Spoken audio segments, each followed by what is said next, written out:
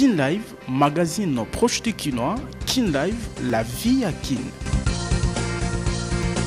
Sabino Bansango nde tina magazine Kin Live boyi malamba ndeko balandi Bansango na mukuse yango yo mokonzi mboka Félix Tshisekedi Tshilombo a participer na conférence na etali politique ya sécurité internationale jeudi oyo a commis na minute na mboka Allemagne na tina ya makita oyo koyamba bakambi ya 70 pays pona kolobela ba défi ya sécurité ya lelo pe ya lobby.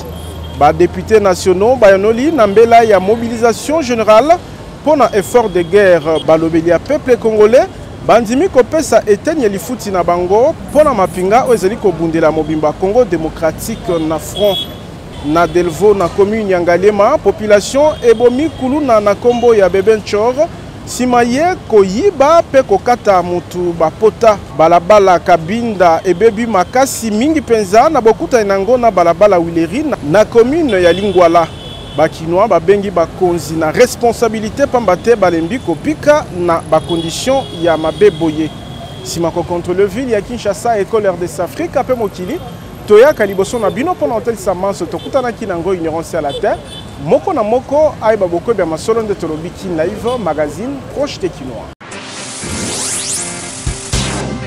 Kin Live, magazine proche du Kinois. Kin Live, la vie à Kin.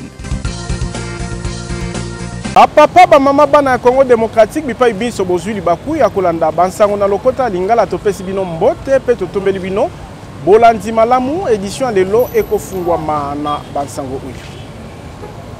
Nsango ya pasi mususu na magazine Kin Live ya lelo ba homme armé affilié na groupe M23 ba Siliko Boma artiste musicien Delka Idengo oyo azalaki en plein séance ya tournage ya clip pour Nzembo aibaki ko telemela mouvement oyo ba Rwandais bazali ko pesa maboko likama et Siliko Salama nangambu ya Kilijewe na Goma na koyoka ba témoin sur place nde Delka Idengo asili kokufa sima ya kozoka bapota ya makasi asili kobima na boloko ya Munzenze ezwami na entrée ya ville ya Goma isika wapi ezali contrôlé na moya lelo na batomboki ya AFC M23 bozi wana ibawazi wakombozi wana kosa rafiki wakombozi wanataka maongezio wakombozi wana baka mzazi wakombozi wana ibawazi. Kin Live, magazine proche du Kinois. Kin Live, la vie à Kin. Mokonzi mboka Félix Tshisekedi Tshilombo a participé na conférence oyo kolobela sécurité internationale jeudi 13 février 2025. Félix Tshisekedi asili kokoma na minute na mboka Allemagne wapi a participé na makita oyo koyamba bakambi ya 70 pays na tina kolobela ba défi ya sécurité ya lelo pe ya lobby. Kin Live, magazine proche du Kinois. Kin Live, la vie à Kin.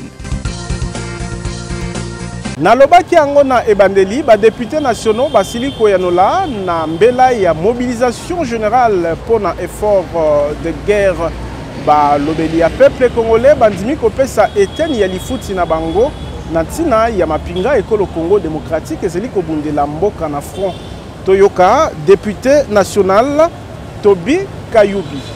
Merci. Bon, cette session a été convoquée par le bureau de l'Assemblée sur la demande du chef de l'État, afin que nous, les élus du peuple, nous puissions nous réunir ensemble et que nous puissions proposer nos réflexions sur les différentes pistes de solutions stratégiques, mais beaucoup plus axées sur l'aspect diplomatique ainsi que l'aspect politique de la crise que traverse notre pays.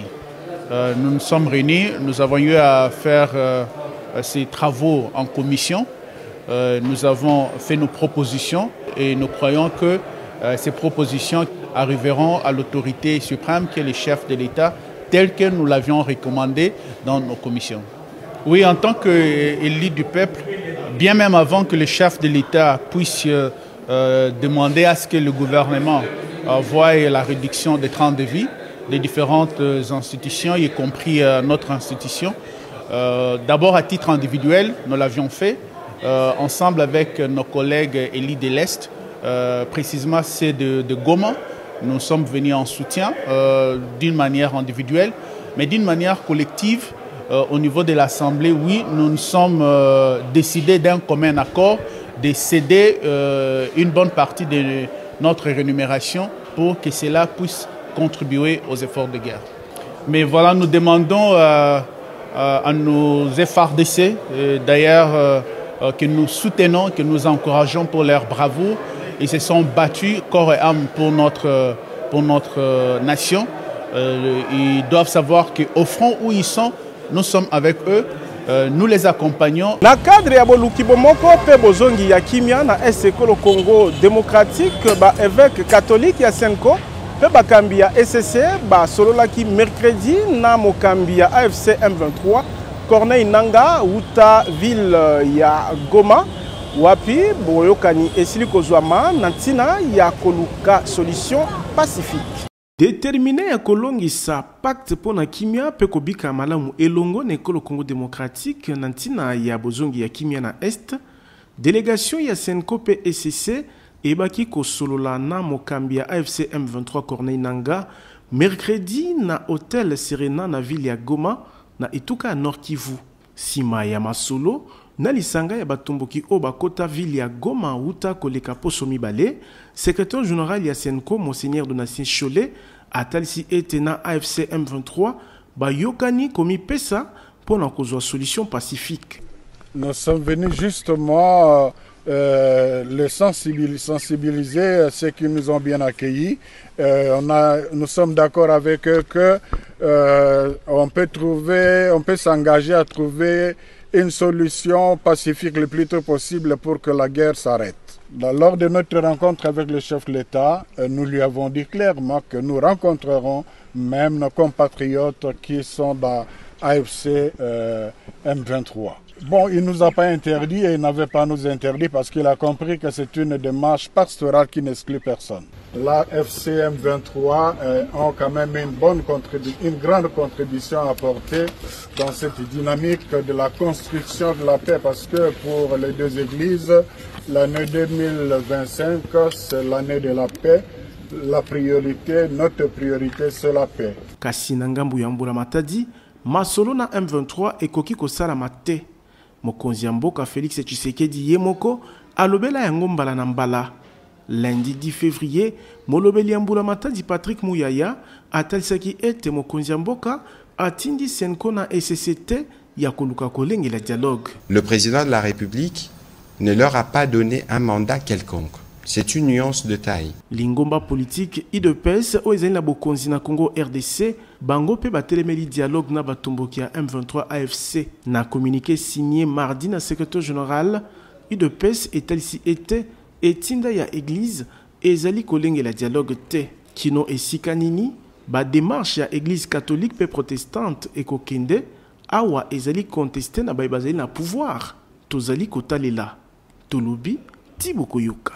Bakambia plateforme et confession religieuse, Bayambamaki na mokonzi Mboka Félix Tshisekedi Tshilombo, Nakoyoka archevêque et Jibayama Pia, représentant légal ya Lisanga Oyo, Balingi Kosangana na Senko SCC, Natina ya Kokamba Elongo, processus ya Koluka cohésion na Congo RDC. Nangonga église catholique pe protestante bakomi mosika na ba consultation ya bactère politique paix à société civile, plateforme et confession religieuse, elingi kosala liboke na dio Senko SCC pour na kokamba elongo ba démarche ya koluka unité nationale pe kobimisa mboka na kokoso ya bitumba. Na boyamba mina bango na mokonzi Mboka Félix Tshisekedi Tshilombo wapi balobelaki na molai situation sécuritaire ya pasi na est ya RDC, mokonzi Mboka asengi ete ba confession religieuse nyonso bazala liboke moko.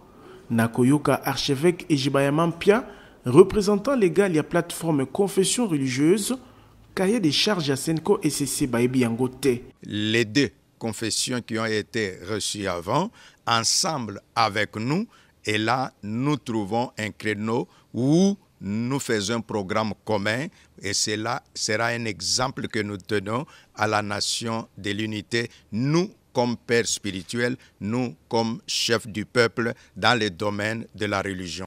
Le contenu doit être connu de tous. Ce qu'ils ont comme cahier de charges, nous n'en connaissons pas le contenu.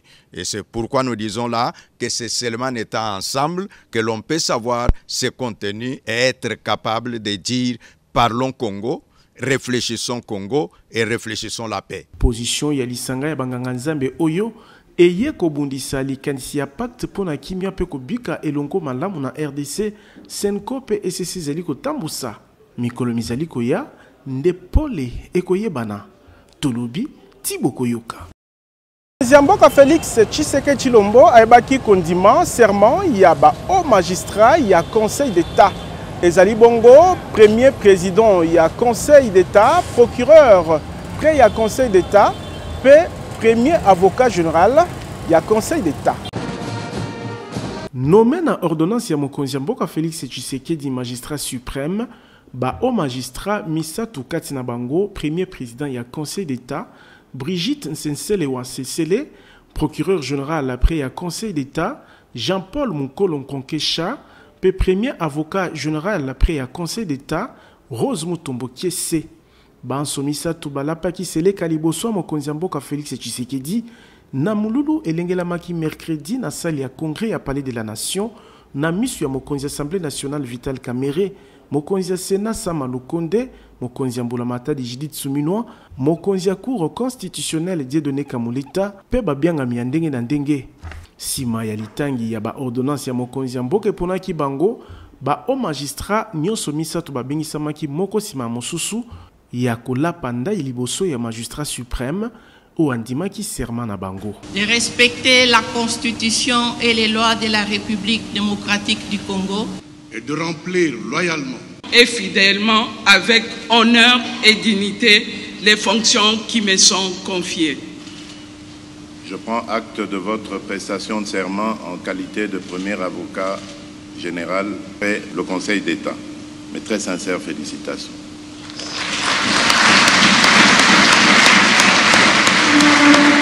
Président du Conseil d'État, procureur près à Conseil d'État, premier avocat général après à Conseil d'État, Bayebaki Kocha Mikoloto, Naba procès verbaux ya prestation ya serment na bango na mission directeur ya cabinet mokonzi mboka Anthony Kinzo. Boyeba était Conseil d'État, ezali esambi selo ya likolo makasi ya ordre administratif na RDC. Eza na pouvoir général, ya déposition, gestion, surveillance, inspection, per rapportage abisa miselo nyonso ya ordre administratif. Tolobi Tiboko Yoka. Procès RDC contre Rwanda Uta Arusha na mboka Tanzanie, vice-ministre ya justice pe contentieux international Samuel Mbemba oyo azali kokamba délégation congolaise atalisi ete azali rassuré na bondima mito recevabilité ya requête ya Kolo Congo démocratique la Cour africaine, il y a droit de l'homme et des peuples. Cour africaine, il y a droit de l'homme et des peuples et Kobi jeudi 13 février 2025, procès RDC contre Rwanda. Audience au Yami Balé, ezalaki pour la recevabilité Tobondimami ya requête Kinshasa et Kotisaki contre Kigali.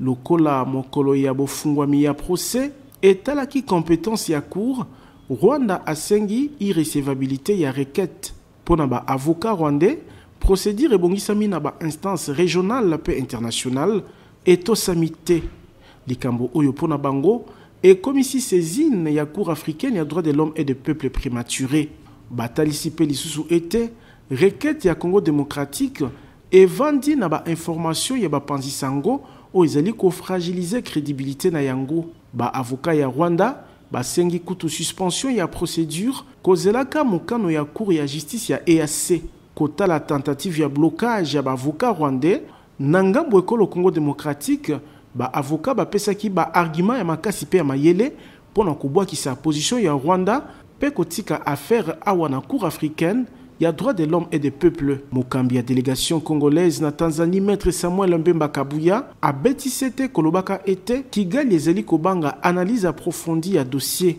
po ba crime to makama ya somo bazali kofunda Rwanda et ko jouer contre bango soki cour alandeli dossier na mozindo. Procès ezali koleka ndenge o esengela keleka. Awa Rwanda e koloba que Cour africaine des droits de l'homme et des peuples est compétente te et puis requête ya RDC ba yamba yango te. Topesi ba réponse na makambo nyonso ko uta na ba décision o Cour africaine des droits de l'homme et des peuples yemoko asi azwa ba benga yango jurisprudence. Vice-ministre de la Justice et Contentieux international, Azali na kondima na compétence ya Cour africaine ya droits de l'homme et des peuples, pe bondima mi ya requête ya le Congo démocratique. Atalisi ba preuve RDC, ezali na yango, o ezali ko renforcer solidité ya dossier contre Rwanda. Toyebi que Cour eko se déclarer compétente, tozali koleka na fond. Fond elingoloba moment oyo tokotalisa ba preuve ya makambo Rwanda ya Paul Kagame ezali kosala na Congo pe kosuka na condamnation na yango pe indemnisation ya ba victime to lobi boye tata mokonza ekolo afungolaki ba front ebele front militaire ezali front diplomatique ezali oyo ezali front judiciaire na front oyo to ebiete Rwanda ekozala condamné. Nasuka ya audience oyo cour et pesi 8 jours n'habité n'ignon somi balé kobanda jeudi ya komema ba note ya plaidoirie na ba élément ya mutuya yambo abimisa mokano na ye tolobi Tiboko Yoka. Na etuka ya Ituri communauté Lendu et Telemeli ba attaque na ba contre-attaque ya masanga ya batomboki Zaïre pe Kodeko contre ba population civile Mokambi ya communauté Oyo aya mamaki na gouverneur militaire wapi atasi etezali mutuya communauté Lendu na Ema bayeba na ko dialoguer. Moyangele tuka ya Ituri lieutenant général Johnny Luboyanka Chama ayambaki mercredi ba membre ya communauté Lendu na Bokambami ya Claude Mateso Mbucho na Bokutani Oyo balobelaki na molai situation sécuritaire mingi penza na territoire ya Djugu. Na kombo ya communauté na ye, Claude Mateso asengi dialogue na communauté Hema pona kolongisa kimia pe cohabitation pacifique na etuka ya Ituri. Premièrement, nous condamnons ce qui s'est passé à Are. Ça, c'est dans le village Bouchama où il y a d'autres milices. Zaïre qui est allé déranger là-bas et pour tuer et incendier. Nous avons condamné ces cas à même titre que ce que les répliques auraient fait dans le cas de Djaïba. En tout cas, tout ça, ça ne contribue pas pour la réussite de la cohabitation pacifique chez nous. C'est-à-dire quoi? Tout ça, on joue ici le jeu de l'ennemi et nous demandons à la communauté Emma le dialogue. Mokolomoko Yambo Bokutani Oyo, maître Jean-Claude Nganzo, président de la communauté Emma Yepe Lokola, a télémelaki ba attaque na groupement Djaïba oyemimaki milimo ya Batu. Nous dénonçons ce qui suit. Le massacre odieux des sujets Emma dans le site de déplacés de Djaïba, perpétré par le groupe armé Kodeko dans le site de déplacés et pourtant une entité protégée par les droits humanitaires internationaux.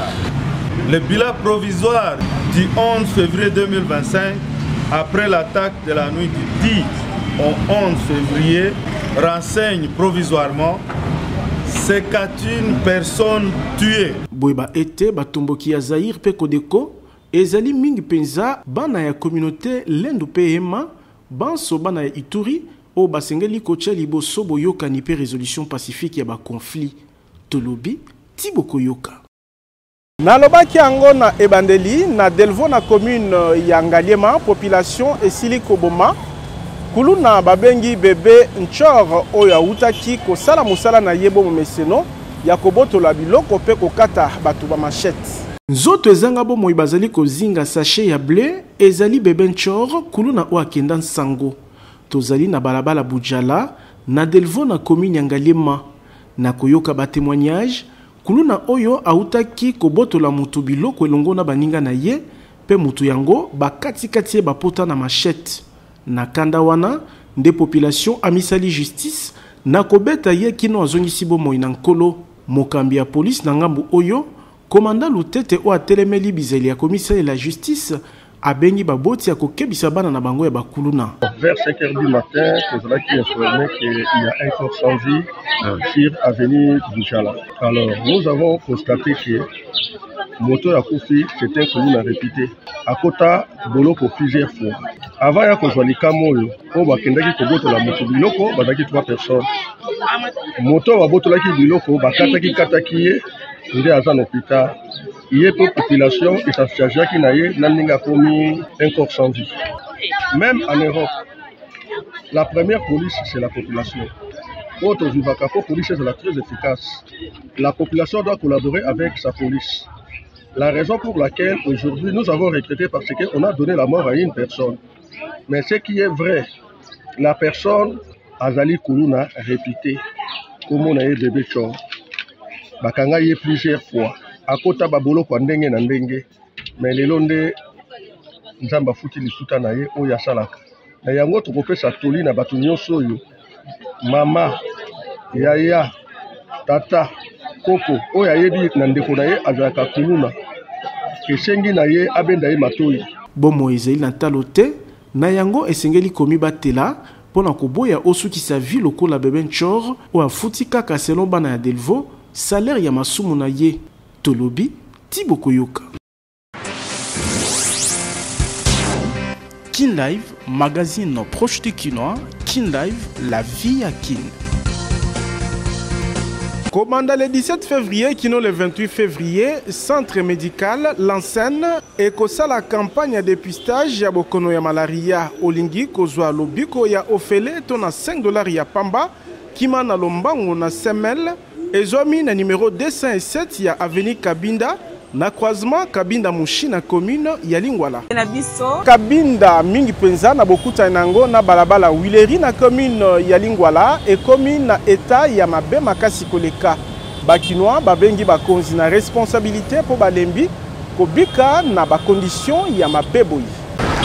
Esengeli ekokisa bambula boni yambo misala ya réhabilitation ya balabala Kabinda isalema pe population atambola na kimia mutuna ya bakinois kotala lolenge balabala monene o ezali kobeba kolala kolamuka tozali na bokutani ya Kabinda na Wileri pene ya usine Pain Victoire na commune ya Lingwala awa banzela nyonso mibale e koma mabulu likambo o ezali kosunga bakumbi te ya kotambola lolenge longo bani na ngambu ya Pain Victoire kutu Kabinda ebongona ebale ko kamwa po mutuka elekana o esika esengeli ezala 4x4 pe koyeba nzela nokite odinda na mai bakinois bamituni vision nini gouverneur ya Kinshasa azali na yango pona commune ya Lingwala Barumbu pe Kinshasa ezali nzela moko principal avenue Kabinda ezako relier 3 communes avenue Kabinda ezali avenue oyo bafandise à radio télévision nationale congolaise mais quand même c'est trop sale ba maintenant nous raisonner ba réhabiliter au plus tôt que possible avenue Kabambar ndenga moko avenue Itaka ndenga moko ba maintenant nous couper priorité na ba grandes avenues oyo ezali na commune ya Kinshasa ezako relier Lingwala ezako relier pe Barumbu vision ni nazana ngopona Lingwala vision ni nazana ngopona commune ya Kinshasa pona commune ya Barumbu vision ni bazana ngo bakumbi moto na bateki ya nzinga bakamwe komona ete mbula misatu na ndambo eleki uta esika oyebeba kasi réaction ya bakonzi ezali te nzoka na bakondition oyo baaktivité na bango ekoma na kokoso kaka wana mai boye na banta moto boye bano ozokwe kaka wa biso pe toteka wa mai ezosoka na bango na biso toteka wa moye te eza te ata banya mampa boye non ozotaka fo mpona mai awa po bazoteka na kati ya mai donc même bato ya circulation eza vraiment moi pasi hôtel de ville toyebi te soki azomona osota azomona te parce que eumeli makasi ndenge eza boye même coût ya kotaxe client ezopose quand même moi problème parce que difficulté eza mpona kotraverse bango esika oyo toteka te nzela eza paralysé koto ozokomaka boye bato akobanga koya wilei koto mpo nzela eza su bien te impraticable bato tokwea awa toyebi te siko mokonzi ya mboka azomona baomona te situation ya Kabinda ezeli na banzela ebele ya capitale ekolo Congo démocratique kutu population azali komituna nini solo ezangi po bawumela na monyoko makasi boye. Tolobi Tiboko Yoka. Koma kololo pango na $1500 ya pamba kasoko futa be $500 mususu kolanda moke ce qui po lingyo koma patron babus ya sika 00 km ezali kopesa mayanyongo na président Ziko Mukanga.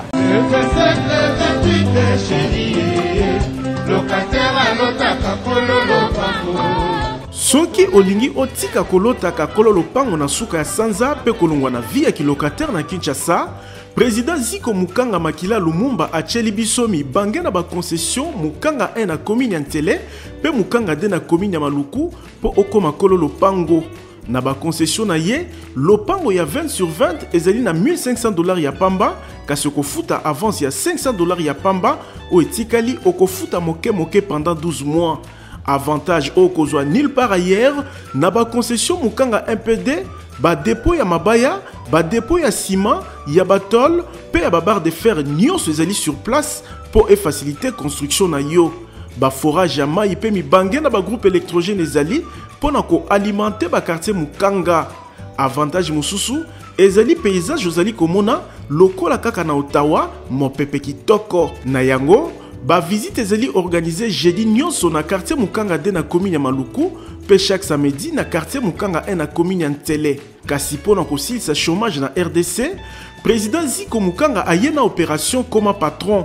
Azali kopesa moto ya 2 pneus na $1300 ya pamba, avance $400 ya 3 pneus na $4500 ya pamba, avance ya $2000 ya pamba. Pe ba bis ya VIP ya transport na $30000 ya pamba, avance $10000. Ozwi bis ya sika 00 km o etikali okofuta malebe kino na suka.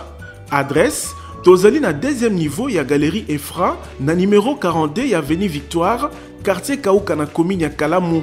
Kobuka na tendeko, opportunité epesa melio na président Ziko Mukanga Makila Lumumba o azali kokokisa vision ya chef de l'État Félix Tshisekedi na président Ziko ki locataire pe chômage et sili na RDC. Tolobi Tiboko Yoka. Ko voyager na mikili ya poto ezali soldé na agence de voyage Tour du Monde Service o ezali kopesa visa na moto nyonso alingi kokende États-Unis, Canada, Europe, n'espace Schengen, peut bipai na bipai. Ezo umela Canada. Azo pesa visa Canada. Soki kuna esimbaka te popola makolo yaka kotoyo po temes ezali na code ya déverrouillage po ozwa visa.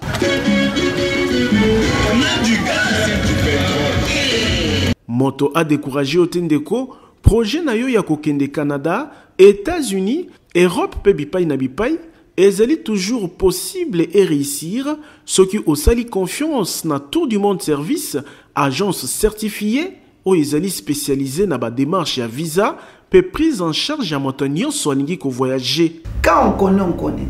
Et quand on ne connaît pas, on apprend.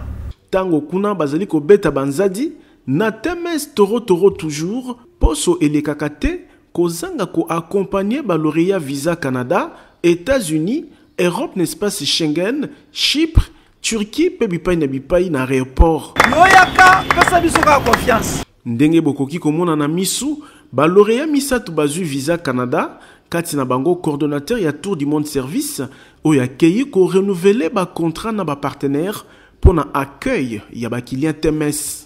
Sima ya kozwa ba passeport na visa Canada, direction aéroport international ya Njili. TMS likolo, TMS. Tala bandeko na Canada, mboka malili na esengo. Cordo wana na kati ya Canada. Ndeko mwana ya Kinshasa pe ya Congo démocratique, kobuka na te yaka na TMS po awa irataka te. Tozali na numéro 5151 ya balabala Kasavubu, quartier Matonge 1 na commune ya Kalamu. Na TMS visa nde visa. Tolobi Tiboko Yoka. Bokono ya misuna mino komi kozwa lobiko na bokasi ya Fondation Oila Nazela ya clinique ophtalmologique pédentaire cyberoptique ezwami na rond-point Ngaba esika bazwaka transport ya zando. Eloko neloko ezalaka na ngonga nango soki lobi ezalaki milelo ngonga kozwa lobiko na bokono ya mino pe ya miso ekoki po fondation Oila ememeli bana ya Kinshasa ya basi pe mibali na bakongole nyonso ba matériel ya génération ya sika pona kobikisa bango na nzela ya clinique ophtalmologique super optique o izeli na ba service spécialisé ndakisa ophtalmologie pona kobikisa bokono ya misu ata oyo balembana na ba matériel moderne oyo ba soin ezeli kopesa malokola kaka na mikili ya poto bongo balinette tozeli na ba verre progressif double foyer pe simple vision ya ba marque nyonso pe pona ba bourse nyonso traitement ya ba verre photo gré anti-reflet photo max pona ba kumbi mituka ba kumbi wewa ezala ba ebasale la kaba smartphone pe ordinateur ezo salama na super optique esili wana te mobange na cabinet dentaire moderne pe ezali maladi ya minu esili kozwa lobiko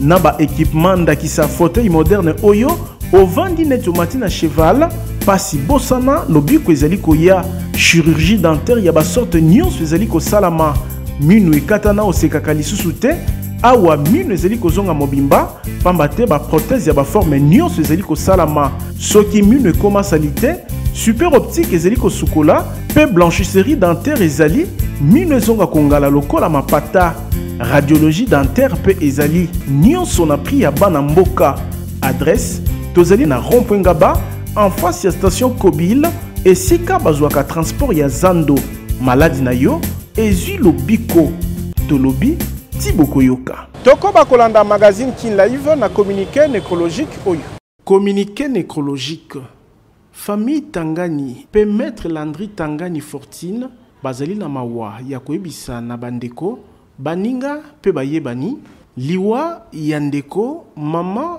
pe koko Henriette Lutayi Tangani wazungiseki molimo samedi 9 février 2025 kolandisama na maladi kozela kabobimi ya nzoto mowei na morgue ya clinique Ngalima programme ya matanga epesami boye jeudi 13 février 2025 na 20h recueillement na bachoral kimbanguiste na lopango ya Libota ezwami na numéro 34 bus ya balabala Mwanda quartier Finda na commune ya Ngalima référence DGC vendredi 14 février 2025 na ngonga ya 19h veillée mortuaire pe recueillement na salle Bacho ezwami na route Matadi na Mbinza Barré référence arrêt police Penepene samedi 15 février 2025 na ngonga ya 8h30 levée du corps pe cérémonie funéraire kino 10h45 départ pona bokundami na cimetière ya Gombe sima ya bokundami ya nzoto mowei na 13h30 bain de consolation ekopesama na salle Bacho liyebisi liye epesami na moto nyonso. Kin Live, magazine proche du Kinois. Kin Live, la vie à Kin. Awande magazine Kin Live suki tozalaki na sengo ko présenter bino ango na kombo ya équipe technique rédactionnelle totondi bino botondi sima caméra ezalaki Fabrice Bengo botikala na kimia Kin Live ezali kokoba. Kin Live, magazine proche du Kinois. Kin Live, la vie à Kin.